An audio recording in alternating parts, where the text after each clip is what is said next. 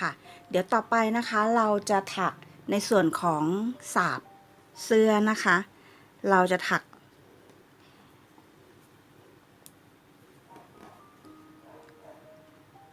ต่อลงมานะคะรอบมาที่ชายเสื้อค่ะแล้วก็ทำในส่วนของลังดุมนะคะลักษณะเป็นแบบนี้ค่ะส่วนทางด้านนี้นะคะจะเป็นลังดุมนะคะจะอยู่เสื้อที่อยู่ฝั่งขวามือนะคะค่ะแล้วทางด้านซ้ายเราจะใช้ลูกปัดนะคะเย็บติดนะคะจำนวนทั้งหมด1 2 3 4 เม็ดนะคะทำเป็นกระดุมนะคะใช้ลูกปัดขนาดนี้นะคะประมาณ2 มิลนะคะ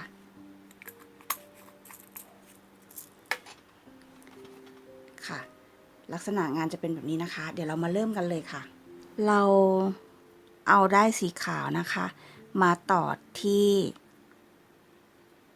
หลักนี้นะคะซึ่งอยู่ระหว่างปกนะคะเป็นหลักแรกของปกตรงนี้นะคะเกี่ยวไหมผ่านหลักมานะคะแล้วก็เอาปลายไหมที่เหลือนะคะพาดมาด้านหน้าของเข็มนะคะอ้อมไปแบบนี้ค่ะแล้วก็เกี่ยวไหมทำ1 โซ่ค่ะตรงนี้เราจะได้ล็อกปลายไหมไปด้วยในตัวนะคะต่อไปนะคะในหลักแรกให้เราถัก x ค่ะที่หลักเดิมเลยนะคะที่เราขึ้นโซ่ไว้1 ครั้งค่ะแล้วก็ทำโซ่2เพื่อที่จะทำรังดุมนะคะแบบนี้ค่ะแล้วก็มาจิ้มหลักถัดไปนะคะเพื่อทำ x นะคะ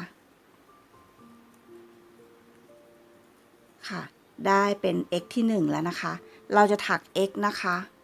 ไปทั้งหมด 6x นะคะได้มา1แล้วค่ะจิ้มที่หลักถัดไปค่ะ2 3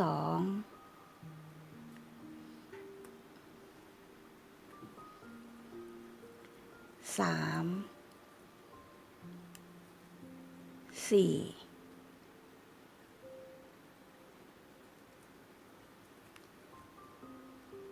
5 6ค่ะก็จะได้เป็นแบบนี้นะคะเราจะทำรังดุมรังที่2นะคะให้เรา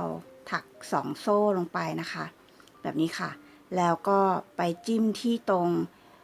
ขอบสับเสื้อนะคะตรงนี้นะคะในหลักถัดไปค่ะค่ะพอเราเกี่ยวไหมขึ้นมาแบบนี้แล้วนะคะเราอย่าเพิ่งปลดห่วงบนเข็มนะคะให้เหลืออยู่2 ห่วงบนเข็มเหมือนเดิมก่อนเพราะว่าเราจะต้องเปลี่ยนไหมเป็นสีดำนะคะเราหยิบสีดำขึ้นมาค่ะแล้วก็เกี่ยวไหมผ่าน2 ห่วงบนเข็มเลยค่ะดึงเส้นสีขาวให้แน่นนะคะจากนั้นนะคะเราตัดสีขาวออกได้เลย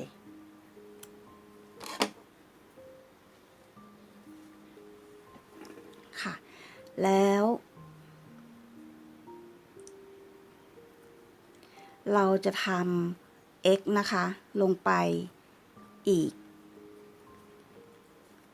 6x นะคะเราได้มา 1x แล้วถักต่ออีก5ค่ะ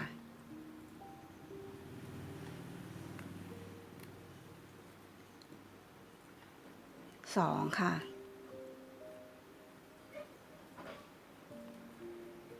3 4 5แล้วก็6ค่ะตรงนี้เราตัดไหมออกได้เลยนะคะ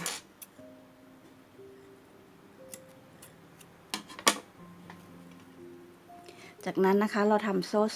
2เพื่อทำรังดุมที่3นะคะก็มาทำ x ที่หลักถัดไป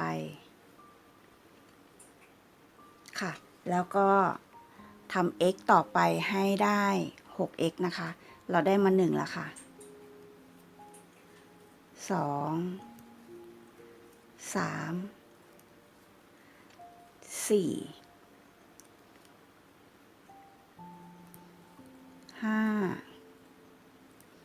6 โซ่2ค่ะทำรังดุมที่4แล้วก็จิ้ม x ที่หลักถัดไปนะคะ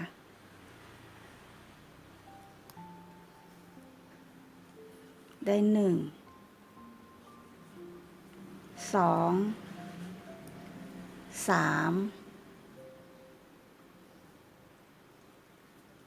4 5 6ค่ะพอเรามาถึงมุมแล้วนะคะของตัวชายเสื้อนะคะให้เราหมุนงานมาเป็นแบบนี้ค่ะเราจะเห็นในส่วนของชายเสื้อตรงนี้นะคะ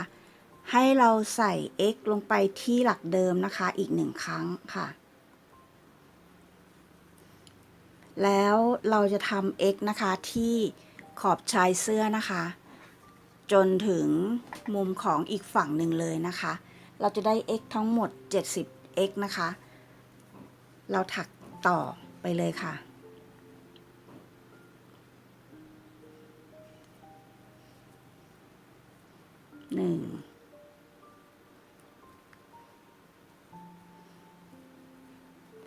2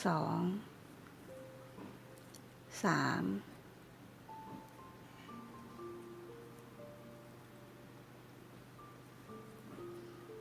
4 5ลักษณะแบบนี้ค่ะเดี๋ยวเราจะถักยาวไปจนถึงมุมเลยนะคะเดี๋ยวเรามาดูงานกันค่ะเราถักชายเสื้อมาจนถึงมุมแล้วนะคะได้ทั้งหมด 70x ค่ะให้เราทำ x ซ้ำลงไปที่มุมเดิมอีกครั้งหนึ่งนะคะในหลักเดียวกันค่ะจากนั้นนะคะให้เราหมุนงานนะคะกลับมาที่สาบเสื้อของอีกฝั่งหนึ่งนะคะเราจะถัก x นะคะที่ขอบสาบเสื้อตรงนี้นะคะตรงส่วนที่เป็นสีดำค่ะทั้งหมดอีก 24x ค่ะ1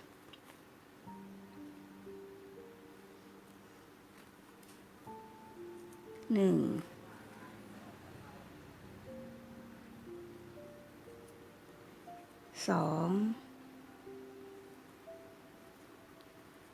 3 4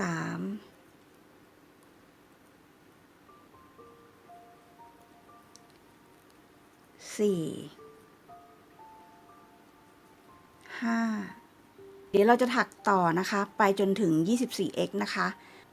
เราจะเห็นรอยต่อที่เป็นไหมสีขาวนะคะเดี๋ยวเรามาต่อไหมตรงนี้กันค่ะเราถักมาได้16หลักแล้วนะคะ x ทั้งหมด16หลักค่ะเดี๋ยวพอหลักที่17นะคะเราจะเปลี่ยนสีไหมเป็นสีขาวนะคะเราหยิบไหมขึ้นมาค่ะแล้วก็เอาเข็มนะคะจิ้มที่หลักที่17ตรงนี้นะคะเราเกี่ยวสีดำขึ้นมาก่อนค่ะแล้วก็พัก2ห่วงไว้บนเข็มแบบนี้นะคะเราเอาไหมสีขาวลอดผ่านทั้ง2ห่วงเลยค่ะค่ะแบบนี้แล้วไหมสีดำด้านหลังนะคะเราดึงให้กระชับนิดนึงนะคะแล้วก็ตัดไหมได้เลยค่ะจากนั้นนะคะเรา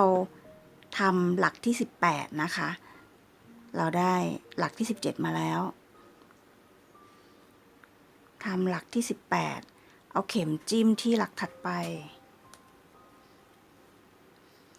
เก็บปลายไหมทั้งหมดไปพร้อมกันนะคะ18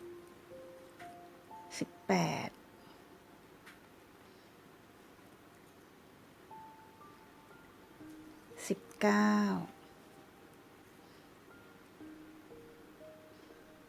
20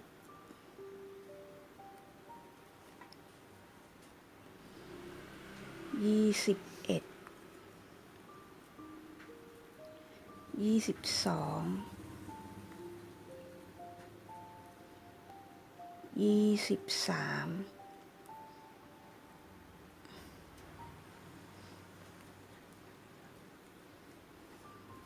แล้วก็24ค่ะเราตัดปลายไหมที่เหลือทิ้งได้เลยนะคะ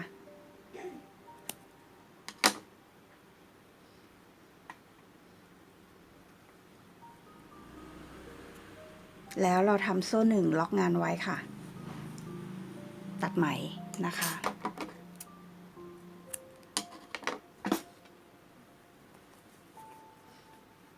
เราก็ได้ตัวเสื้อนะคะลักษณะเป็นแบบนี้ค่ะมีปกเสื้อเราพับปกเสื้อลงมานะคะค่ะจากนั้นนะคะเดี๋ยวเราจะทำในส่วนของการเย็บกระดุมค่ะใช้ลูกปัดขนาด2มิลนะคะแล้วก็เข็มนะคะสีดำร้อยได้สีดำให้เรียบร้อยนะคะเราจะ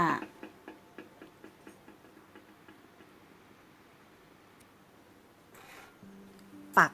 ลูกปัดนะคะจำนวนทั้งหมด4จุดแบบนี้ค่ะ1 2 3 4นะคะโดยให้หลักของลูกปัดนะคะตรงกันกับหลักที่เราได้ทำรางดุมเอาไว้นะคะของอีกฝั่งหนึ่งนะคะแบบนี้ค่ะแบบนี้นะคะอย่างนี้ค่ะแบบนี้ค่ะซึ่งลูกปัดนะคะแต่ละหลักที่เราจะปักไปนะคะจะห่างกันประมาณ1 2 3ก็คือ6หลัก6แถวนะคะ2 4 6ค่ะ2 4 6นะคะ2 4 6 6แถวนะคะเดี๋ยวเราจะปักกันเลยนะคะเดี๋ยวเรามาดูกันตอนปักเสร็จแล้วค่ะเราก็ปักกระดุมนะคะ4 เม็ดนะคะเสร็จเรียบร้อยแล้วค่ะก็ลักษณะของตัวเสื้อนะคะก็เป็นแบบนี้นะคะต่อไปนะคะเราก็จะมาทำในส่วนของแขนเสื้อนะคะซึ่งแขนเสื้อก็จะประมาณนี้นะคะแล้วก็ในส่วนของผ้าแถบพาดบ่าของเสื้อคุยด้วยนะคะ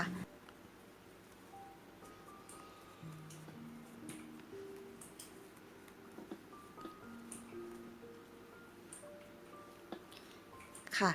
เราเริ่มต้นแขนด้านไหนก่อนก็ได้นะคะให้เราเริ่มนะคะตรงจุดที่เป็นส่วนของใต้รักแร้ตรงนี้นะคะคือส่วนนี้ค่ะเราเอาเข็มจิ้มนะคะที่หลักแรกที่เราได้ทำการเว้นหลักเอาไว้5หลักนะคะให้เราจิ้มไปที่หลักแรกเลยค่ะแล้วก็เกี่ยวไหมนะคะผ่านหลักมาค่ะแบบนี้นะคะแล้วก็เอาปลายไหมนะคะมาพาดที่บนเข็มไว้พาดอ้อมไปด้านหลังเข็มแบบนี้ค่ะแล้วก็เกี่ยวไหมที่อยู่บนนิ้วนะคะผ่าน2ห่วงที่พาดเข็มไว้เลยค่ะเพื่อเป็นการล็อกปลายไหมไม่ให้ไหมได้เคลื่อนนะคะจากนั้นนะคะเราจะทำ5 V นะคะลงไปใน5หลักนี้นะคะเริ่มที่หลักแรกคือหลักที่เราขึ้นต้นโซ่1ไว้ค่ะ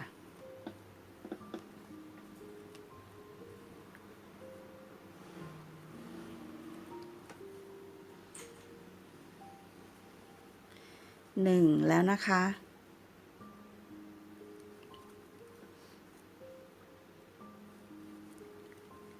2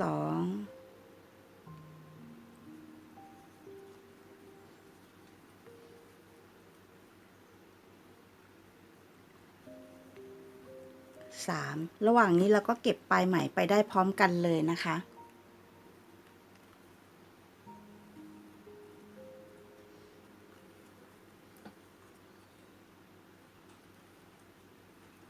5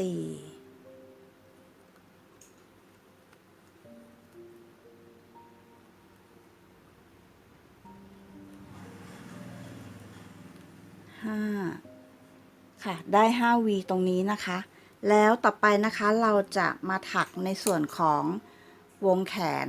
นะคะที่เป็นส่วนโค้งตรงนี้นะคะเราก็จะถัก x นะคะต่อไปเลยค่ะปลายไหมนี่เพื่อนๆจะตัดทิ้งได้หรือว่าจะถักเก็บต่อไปได้เหมือนกันนะคะ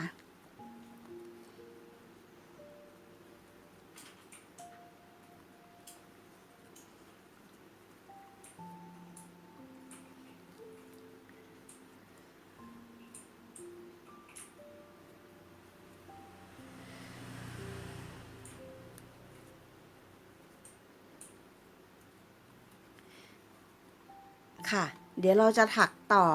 ในแถวที่1ให้จนมาบรรจบกับจุดเริ่มต้นที่เราได้ขึ้นโซ่เอาไว้นะคะเดี๋ยวเรามาจบงานด้วยกันค่ะแถวที่1นะคะเราถักมาจนถึงหลักสุดท้ายแล้วนะคะส่วนของใต้รักแร้นะคะเราถัก V นะคะ5หลักนะคะแล้วก็พอมาถึงส่วนของตัวโค้งของแขนนะคะตรงนี้เราจะถัก x 20หลักนะคะรวมทั้งหมดนะคะหลักที่เพิ่มขึ้นมาในแถวที่1จะได้ทั้งหมด30หลักค่ะเราจะจบแถวที่1นะคะด้วย C ที่หลักแรกนะคะค่ะจากนั้นนะคะเราขึ้นแถวที่2จนถึงแถวที่12เลยค่ะจะถักเหมือนกันนะคะด้วยโซ่1นะคะแล้วเราจะทำ30x ทุกแถวเลยนะคะ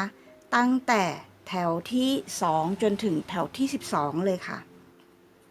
x แรกนะคะจะเป็น x ที่อยู่ในหลักเดียวกันกับที่เราได้ขึ้นโซ่1เอาไว้นะคะ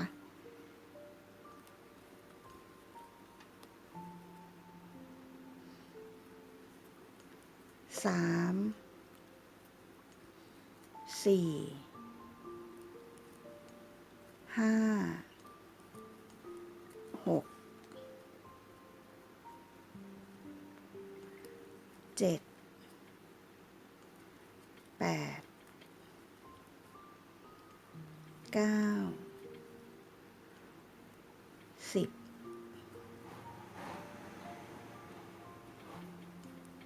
11 12 13 14 15 16 17 18 19 20 21 22 23 24 25 26 27 28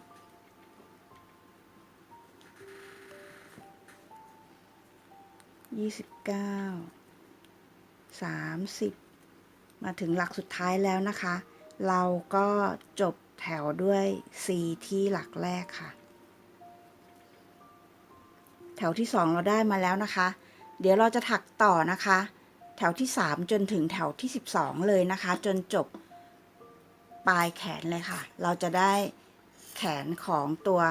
ลาบูบูของเรานะคะเป็นลักษณะแบบนี้นะคะค่ะเดี๋ยวเรามาดูงานกันค่ะ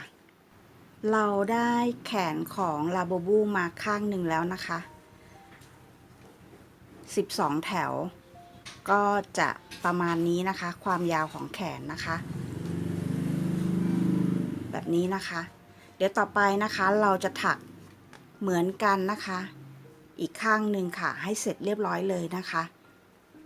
ใช้แพทเทิร์นเดียวกันกับแขนด้านขวานะคะเดี๋ยวเรามาดูกันค่ะเราก็ถักตัวแขนของเสื้อคุยเสร็จเรียบร้อยแล้วนะคะทั้งสองข้างค่ะต่อไปนะคะเดี๋ยวเราจะมาถักในส่วนของรองเท้ากันนะคะซึ่งในส่วนของรองเท้านะคะตรงนี้ก็สามารถถอดใส่ได้นะคะลักษณะจะเป็นแบบนี้ค่ะด้านหน้าหุ้มนิดนึงนะคะค่ะไหมที่ใช้ก็จะเป็นไหมสีดำนะคะเหมือนกับตัวเสื้อเลยค่ะ ดี๋ยวเราจะมาเริ่มต้นการถักรองเท้ากันเลยนะคะ เราหยิบไหมขึ้นมาแล้วนะคะ เราใช้เข็ม3/0เช่นเดียวกันค่ะให้เราขึ้นต้นแถวด้วยโซ่5นะคะจะเป็นแถวที่1นะคะขึ้นด้วยโซ่5ค่ะ2 3 4 5ค่ะจากนั้นนะคะเราจะข้าม1หลักนะคะมาจิ้มที่หลักที่2เส้นเดียวนะคะทำ x ค่ะทั้งหมด3 x นะคะ1แล้วค่ะ2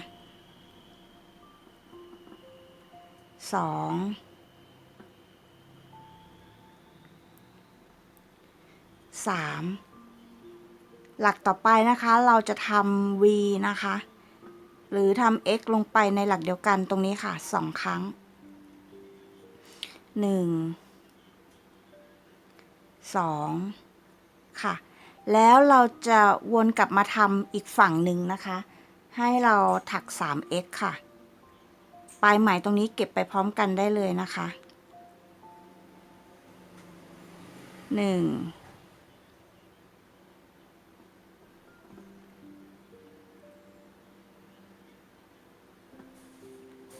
2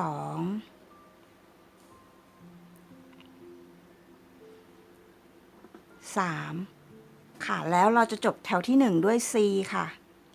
ที่หลักแรกที่เราเริ่ม x ไว้นะคะปลายไหมตรงนี้เพื่อนๆจะตัดทิ้งไปเลยก็ได้ค่ะหรือเราจะเก็บต่อไปจนสุดปลายไหมก็ได้นะคะค่ะแถวที่2นะคะเราทำโซ่1ขึ้นเป็นหลักของแถวนะคะแล้วเราทำ 3x ค่ะลงไปค่ะหลักแรกก็จะเป็นหลักเดียวกันกับที่เราขึ้นโซ่1ไว้นะคะ1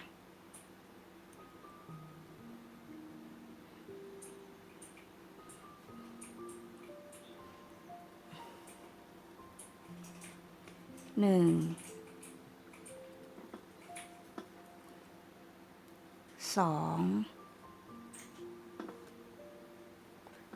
3ต่อไปนะคะเราทำ 3v นะคะคือทำ v 3หลักค่ะ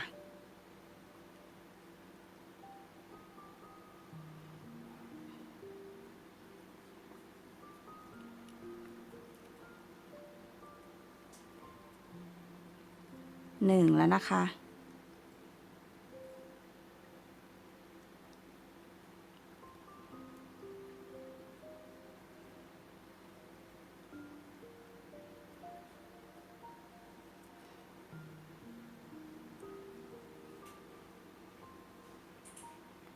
2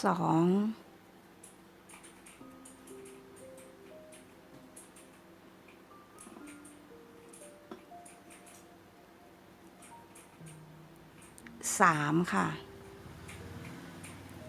ต่อไปนะคะเราทำ 2x นะคะ1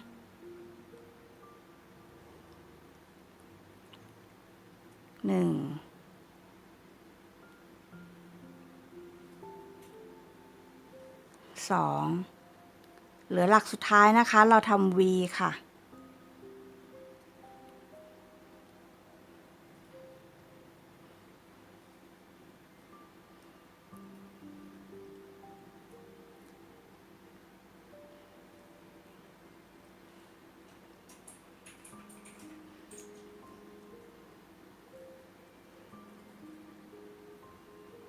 ค่ะแถวที่2เราได้งานเป็นลักษณะแบบนี้นะคะ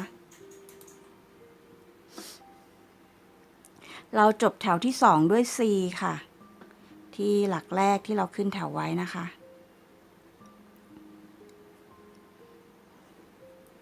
ต่อไปแถวที่3นะคะเราทำโซ่1ค่ะแล้วก็ถัก 3x ค่ะ1 2 3จากนั้นนะคะเราทำ v แล้วก็ x นะคะจำนวนทั้งหมด3ชุดนะคะทำ v ก่อน1 1v นะคะแล้วก็ x ได้1ชุดแล้วค่ะต่อไปนะคะ V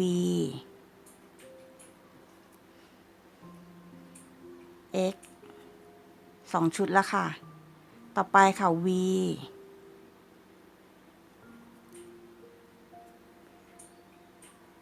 X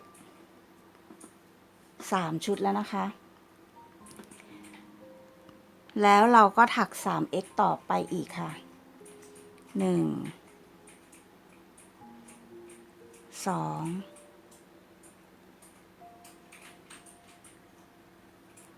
3ค่ะแล้วก็ทำ vx ค่ะ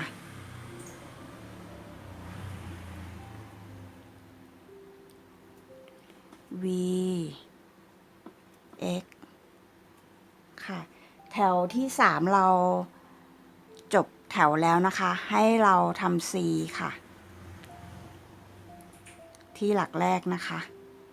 จากนั้นนะคะแถวที่4กับแถวที่5นะคะให้เราถัก 18x ค่ะลงไปเหมือนกันเลยนะคะขึ้นโซ่1ก่อนนะคะแล้วก็ถัก 18x ค่ะ1 2 3เราถักมาจนถึงแถวที่5แล้วนะคะ1 2 3 4 5ค่ะต่อไปแถวที่6นะคะให้เราขึ้นโซ่1นะคะเราถัก 4x ค่ะลงไปที่หลักแรกนะคะ1 2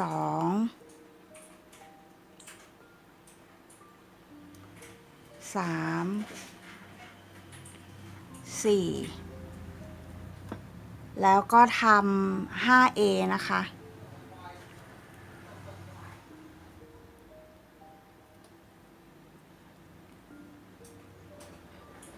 1แล้วค่ะ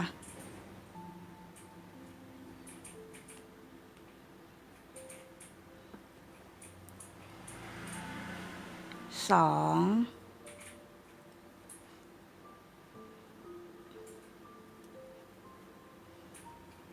3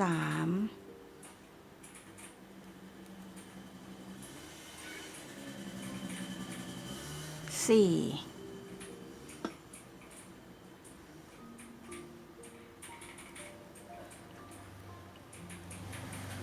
5แล้วก็ 4x นะคะ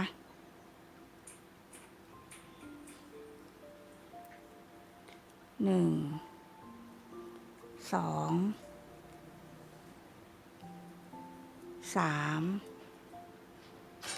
4ค่ะแล้วก็จบแถวด้วย C ค่ะที่หลักแรกนะคะ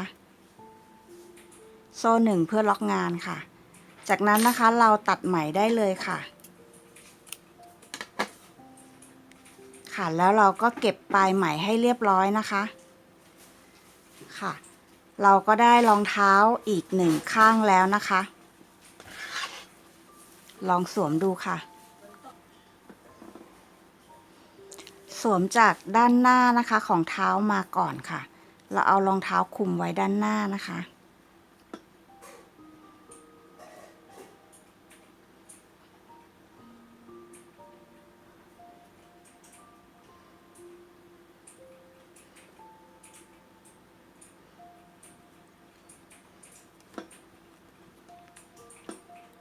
ค่ะได้รองเท้าเป็นแบบนี้ค่ะ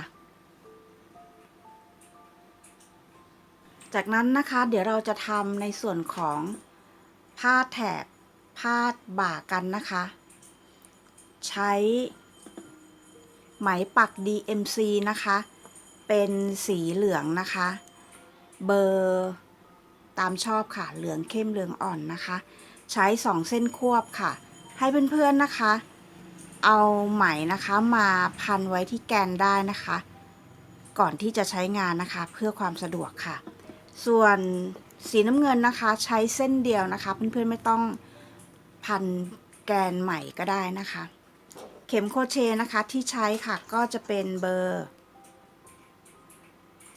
1นะคะหรือ 1.6 mm นะคะเดี๋ยวเรามาเริ่มกันเลยค่ะเริ่มต้นนะคะเราถัก40โซ่นะคะ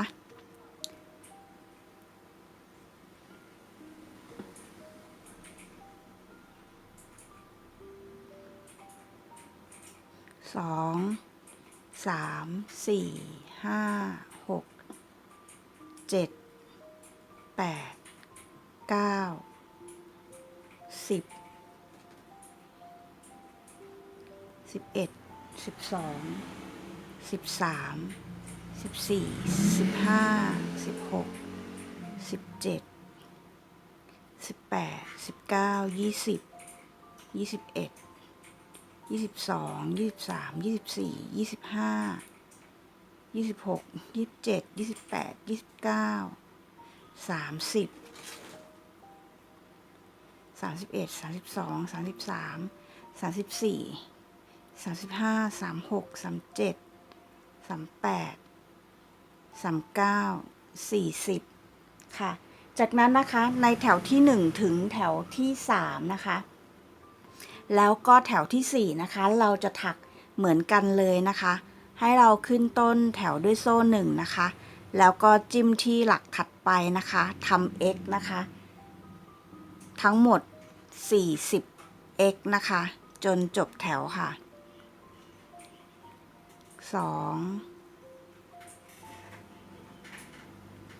3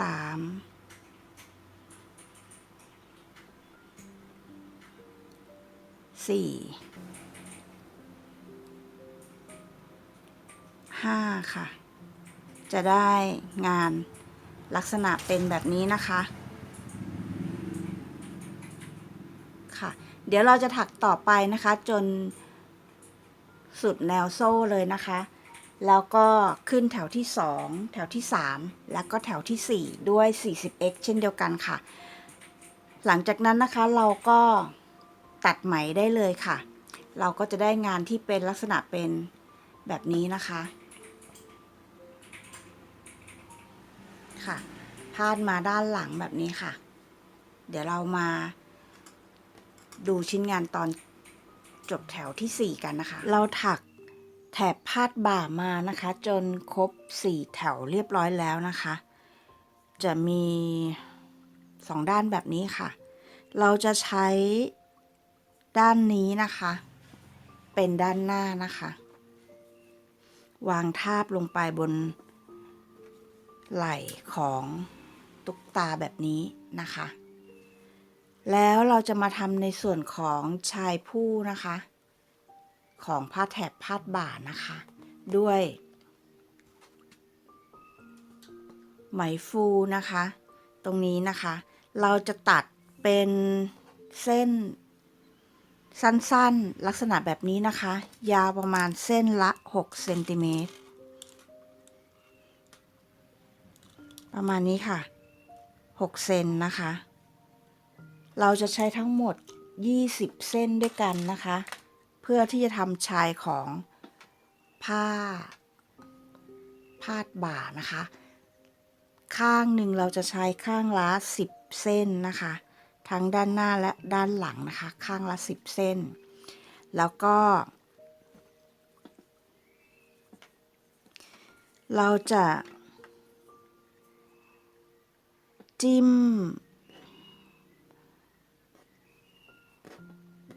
ไหมฟูสีขาวนะคะลงไปนะคะจะมี5หลักนะคะตรง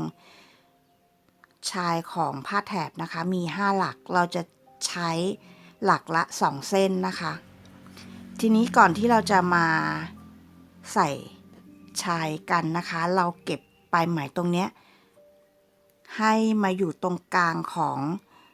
ผ้าแถบก่อนนะคะเพื่อที่เราจะใช้ปลายไหมค่ะในการเย็บติดกับตัวเสื้อนะคะของเสื้อคุยค่ะเราเอาเข็มนะคะจิ้มตรงหลักตรงกลางนะคะ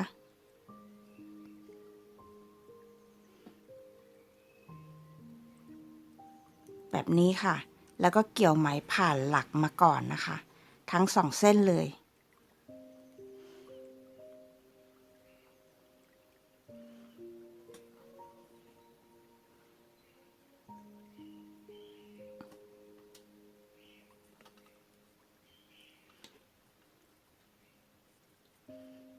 ลักษณะแบบนี้ค่ะทำทั้ง2ด้านนะคะ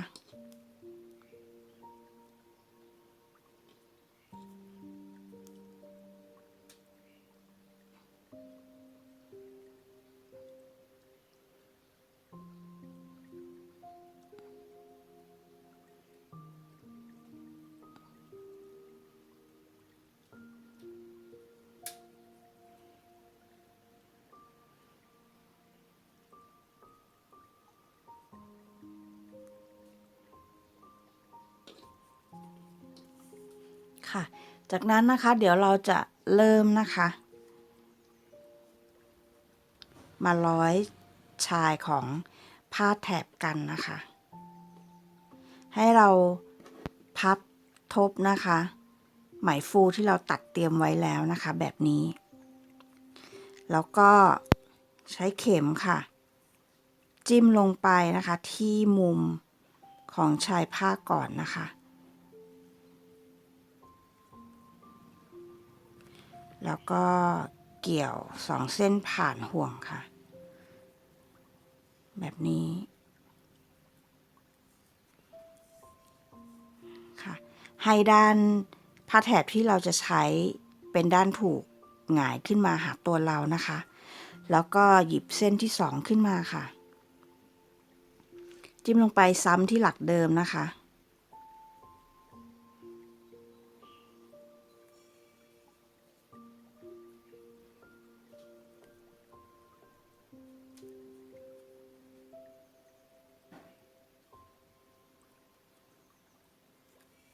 ค่ะเราจะทำแบบนี้นะคะจนครบ5หลักของด้านหนึ่งเลยนะคะเราใช้5หลัก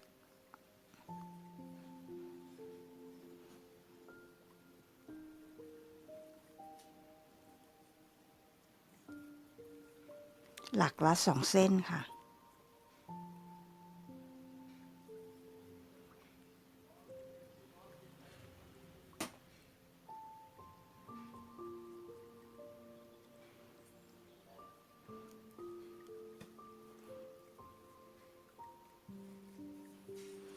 ดึงให้แน่น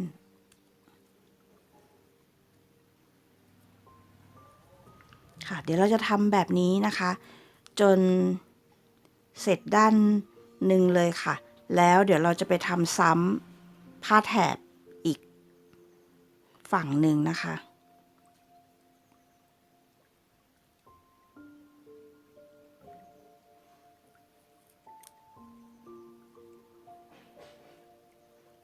เราก็ได้ผ้าพาดบ่าเป็นลักษณะแบบนี้แล้วนะคะเดี๋ยวเราจะมาเย็บติดกับ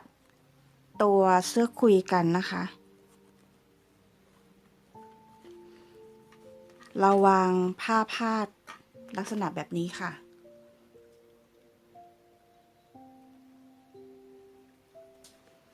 วางไว้บนไหล่นะคะจัดให้ด้านหน้าด้านหลัง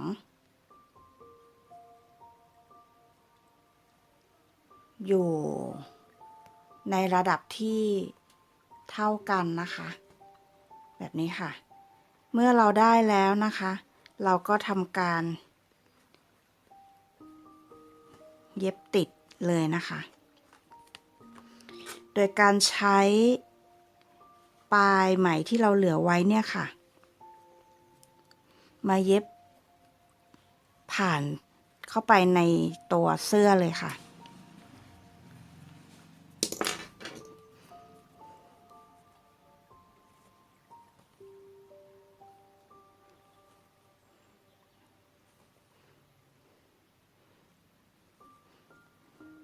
เราดึงมาเส้นหนึ่งก่อนนะคะค่ะแล้วก็จิ้มลงไปอีกรูหนึ่งให้ห่างแบบนี้นะคะห่างไป1หลักแบบนี้ค่ะแล้วก็เกี่ยวอีกเส้นหนึ่ง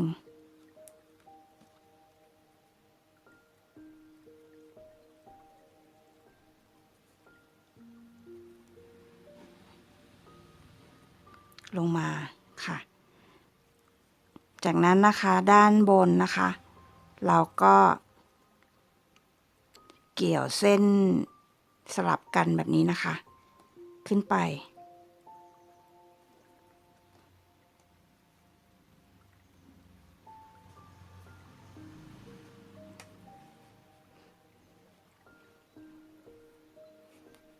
แบบนี้ค่ะดึงให้แน่นค่ะแล้วก็มาที่ด้านล่างด้านในของตัวเสื้อนะคะ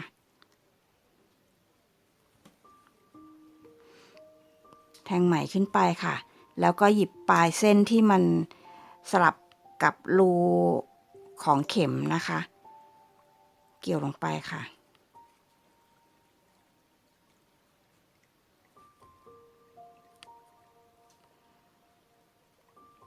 เส้นที่เหลือก็ทำเหมือนกันนะคะ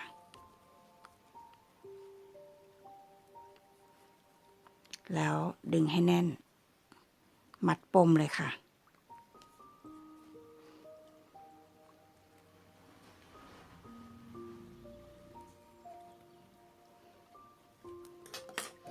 ตัดไหมได้เลยค่ะก็จะเป็นลักษณะแบบนี้นะคะส่วนด้านหลังเราทำเหมือนกันเลยค่ะ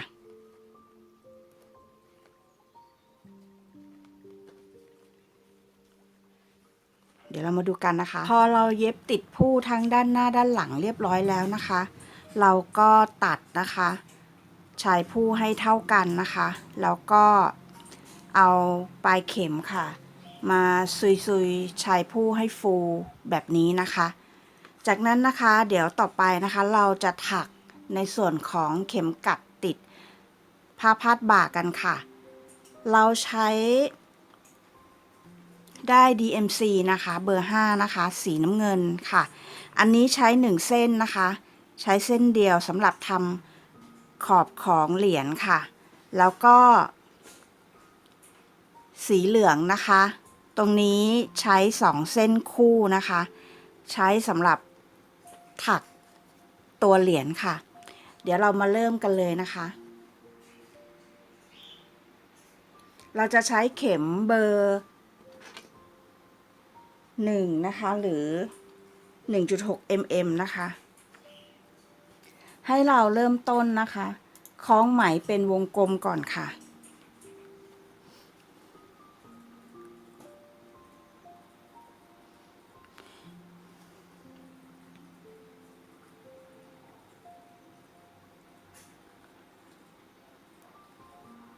ค่ะจากนั้นนะคะเราจะทำ 6x นะคะลงไปในห่วงค่ะ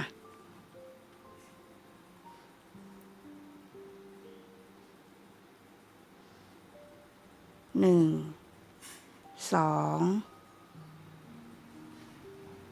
3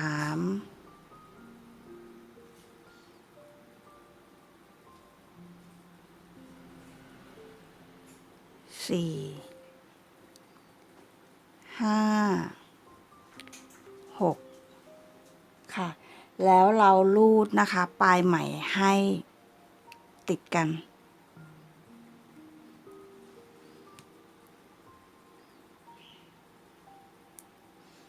แล้วเราจบแถวด้วย C ที่หลักแรกเลยนะคะ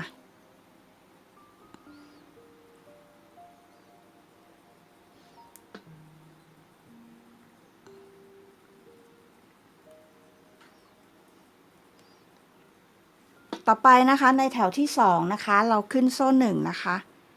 เราจะทำ V นะคะลงไปนะคะทุกหลักเลยนะคะจะได้ทั้งหมด6 V ค่ะ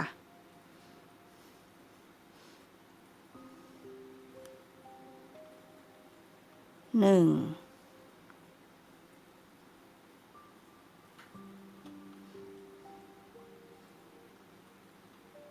2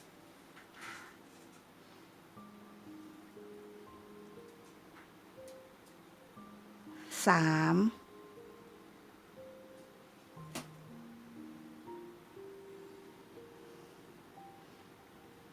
4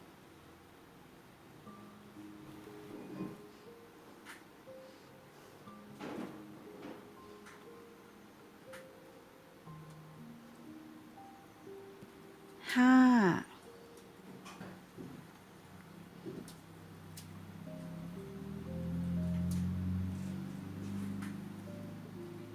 6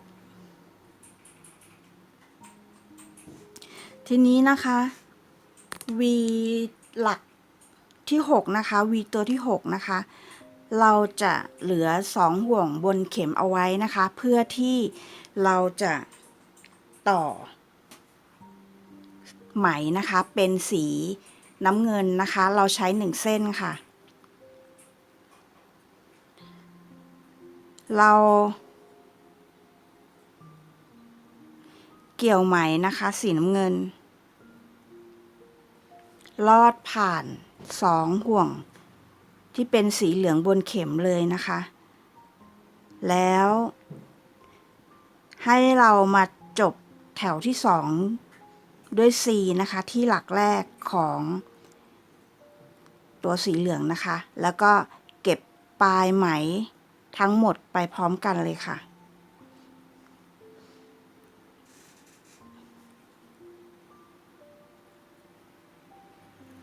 ค่ะดึงปลายสีเหลืองให้แน่นนะคะค่ะจากนั้นนะคะในแถวที่3นะคะเราจะทำ C ค่ะรอบเลยค่ะ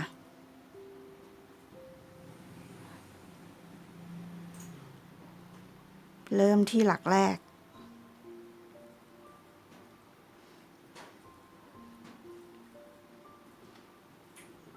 แบบนี้ค่ะปลายไหมด้านหลังเดี๋ยวเราตัดทิ้งเลยนะคะ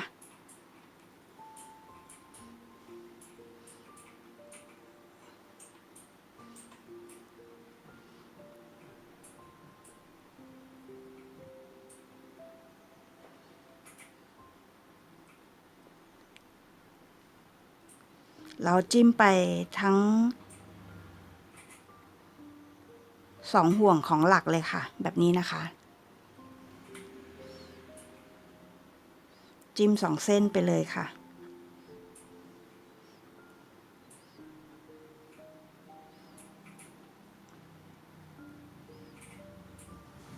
เราก็จะเห็นว่าเส้นสีน้ำเงินนะคะ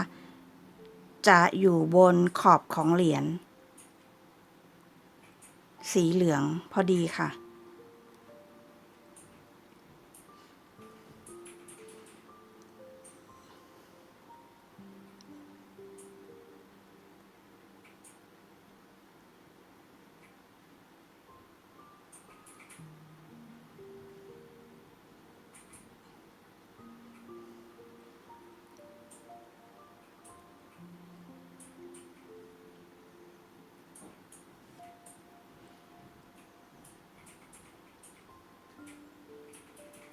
ค่ะมาถึงหลักสุดท้ายแล้วนะคะให้เราดึงปลายไหมขึ้นมาค่ะแล้วก็ตัดได้เลยไหมสีเหลืองก็ตัดเช่นกันนะคะจากนั้นนะคะเดี๋ยวเราจะมาเชื่อมตัว C นะคะตัวสุดท้ายกับ C แรกเข้าด้วยกันค่ะให้เพื่อนๆนะคะเอาเข็มแทงเข้าหาตัวแทงที่ C หลักแรกที่เราขึ้นนะคะแทงทั้ง2เส้นเลยนะคะแบบนี้ค่ะแล้วก็เกี่ยวปลายไหมสีน้ำเงินค่ะลอดผ่าน C แรกไปเลยนะคะทั้ง2เส้นแบบนี้ค่ะ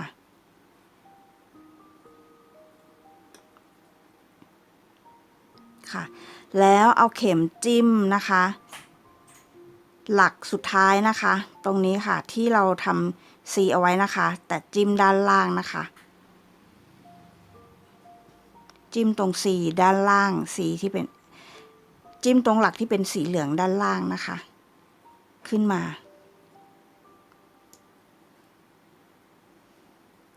แล้วก็ให้มาผ่าน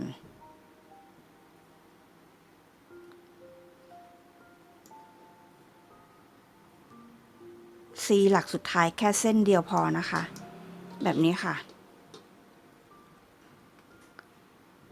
แล้วเราก็เกี่ยวปลายไหมสีน้ำเงินลงไปเลยค่ะค่ะแล้วเราก็จัดห่วงที่เราเพิ่มขึ้นมาใหม่ตรงนี้นะคะให้มีความห่างของตัวห่วงโซ่เท่าๆกันกับ C ที่เราได้ถักผ่านมาแล้วนะคะค่ะได้ลักษณะเป็นแบบนี้นะคะจากนั้นนะคะเดี๋ยวเราเก็บงานที่เป็นปลายไหมให้เรียบร้อยค่ะเราเก็บงานด้านหลังเหรียญเสร็จเรียบร้อยแล้วนะคะต่อไปนะคะเดี๋ยวเราจะติดเหรียญเลยค่ะประมาณลักษณะแบบนี้นะคะใช้กาวยางนะคะหรือปืนกาวก็ได้ค่ะ เราหยอดไปที่ด้านหลังเหรียญอย่าให้เยอะมากนะคะเดี๋ยวจะเยิ้มออกมาติดงานนะคะจากนั้นนะคะเราก็ทาบงานนะคะแล้วก็ติดได้เลยค่ะประมาณจะอยู่ช่วงนี้นะคะ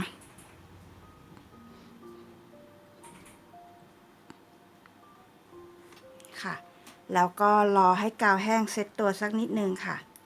เราก็ได้ตุ๊กตาลาบูบูนะคะที่ใส่เสื้อคลุยรับปริญญา